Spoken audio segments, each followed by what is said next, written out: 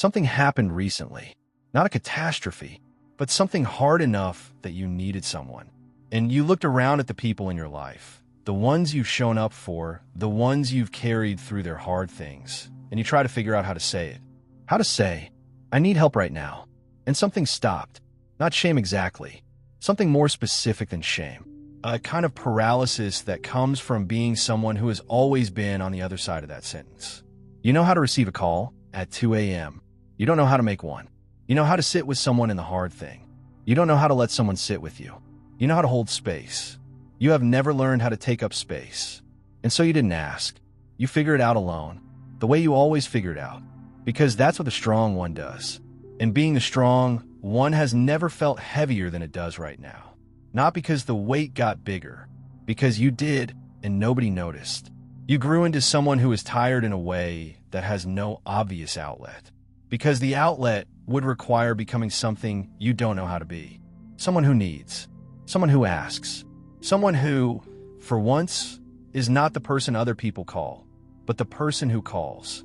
And you don't know if that person still exists inside you, or if they were trained out of you so long ago you'd have to rebuild them from scratch. Here's what nobody tells you about being the strong one. It starts as a gift. You are naturally steadier than the people around you, naturally more capable of holding things together, naturally the one who could see clearly when everyone else was in the fog. And people recognized it and came to you, and you showed up, because that's what the capacity for showing up does. It gets used, and it felt good to be needed, to be the one who could handle it. And then somewhere along the way, without a moment you can point to, the gift became the role, and the role became the identity, and the identity became the cage. Because identities create expectations, and expectations create pressure, and pressure sustained long enough becomes weight. And now you carry not just the needs of the people around you, but the weight of being the person who carries needs, the exhaustion of the identity itself. And the trap is specific and real, because actually letting the roll drop would have consequences. Real people who actually depend on you, real things that actually wouldn't get done, real relationships where your strength is structural, not decorative. You can't just stop, and not being able to stop means the tiredness has nowhere to go. And tiredness with nowhere to go becomes something heavier, something that sits in you quietly for a very long time. Here's something worth naming. The strong one almost never chose to be the strong one. It was assigned in a family where someone needed to hold things together, in a church community where someone needed to be reliable, in a friendship group where someone needed to be the stable one. And you were good at it. And good at something, in most communities, means you get asked to do more of it. And more of it, repeated long enough, becomes your whole role. And what nobody says about that process. The people who assigned you the role didn't do it out of cruelty. They did it out of need. And you met it, because you could. But somewhere in the meeting of the need, your own need got quietly moved to the back. Not because anyone decided it didn't matter. Because no one was asking about it. And no one was asking about it because you gave no indication you had one. Because the strong one doesn't have needs. That's the implicit contract. And you signed it without reading it. And you've been paying the price ever since. Without knowing you were paying anything. Without knowing there was a contract to renegotiate. Here's what the strong one gets wrong about strength. Real strength was never supposed to be unidirectional. Giving without receiving isn't strength. It's slow depletion dressed up as virtue. And the model of strength you've been living, the one where you're the source and everyone else is the recipient, that's not the model Scripture describes. In Scripture, even the strongest people were held. Moses needed Aaron and Hur. Elijah needed the angel and then Elisha. David needed Jonathan. Paul needed the communities he planted and the people who traveled with him. The people who carried the most were the ones who were also carried, not as a contradiction of their strength, as the condition that made the strength sustainable. And the version of strength you've been performing, the unilateral, I don't need anything version, that's not the biblical model. That's a distortion that looks like faithfulness and produces burnout. Real strength includes the capacity to receive, to say, I need help right now, to let someone else be the strong one for a moment. Not because you're weak, because the design requires it. Because strength that never rests is not strength. It's endurance burning itself out. And you were made for more than endurance.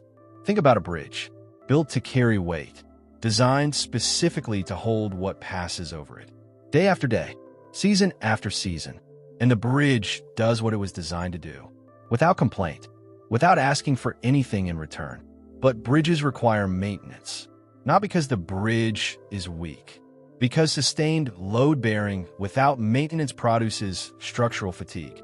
A bridge that gets no maintenance is not a better bridge. It's a bridge closer to failure. And you have been load-bearing without maintenance for a very long time. Not because you don't need it, because no one thought to provide it, because you gave no indication you needed it, because the bridge doesn't file a complaint. The bridge just holds. Until it can't. You're exhausted because you've been carrying weight without the maintenance sustained carrying requires. That's not a character flaw. That's physics. And the solution isn't to stop being the bridge. It's to let someone inspect the structure, to let someone in, to let the maintenance happen, before the fatigue becomes something that can't be repaired. Moses was leading an entire nation, judging disputes from morning to evening. Every person with a problem came to Moses, and his father-in-law Jethro watched and said, "What you're doing is not good.